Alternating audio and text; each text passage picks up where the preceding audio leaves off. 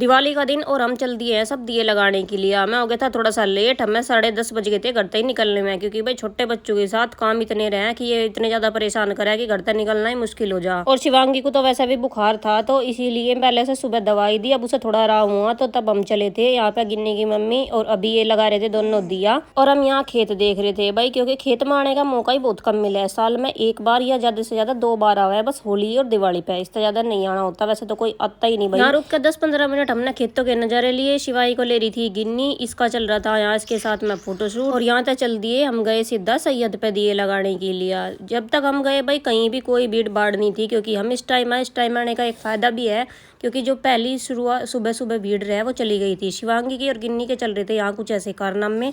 मैंने और दीदी ने दोनों ने दिया लगाया और फिर सब बच्चों में यहाँ प्रसाद बांटा। जहाँ प्रसाद के लिए अभी हो रही थी पूरी चिन्ना चपटी। फिर पहुंच गए हम दोनों मंदिर में। शिवांगी को यहाँ भी खेल मिल गया, तो यह तो अपने खेल में लग रही थी। हमने दिए लगाए, यहाँ भी बहुत आराम था भाई, हमारी पूजा पाठ और दिए लगे, बिल्कुल भी भीड़ नहीं थी यहाँ मंदिर में भी। आप सभी की दिवाली कैसी रही भाई कमेंट करके जरूर बताना। उसके बाद हम यहाँ से भी चल दिए भाई, और गिन्नी को और शिवांगी को दिख गए थे यहाँ झूले, मंदिर में झूले थे, तो ये दोनों उस पर लग गई थी। फिर साथ साथ हमें भी थोड़ी सी हिरस लगी, तो भाई हमने भी थोड़ा सा इनके साथ हम भी झूल लिए, क्योंकि था तो कोई था नहीं, मंदिर बिल्कुल खाली पड़ा था, तो मगर क्यों ना फायदा उठाया जा। फिर घर आने के बाद आ गई थी भाई मारी पारुल दीदी हमसे मिलने के लिए, दिवाली की मिठाई देने के लिए। अभी छोटे बच्चों की वजह से मुझे ज़्यादा टाइम नहीं मिलता, पर भाई दीदी बिल्कुल नहीं भूलती। हम लगभग 1.5 साल पहले इंस्टाग्राम के थ्रू ही मिले थे, पर आज हमारे रिलेशन एक फैमिली मेंबर से भी ज़्यादा है।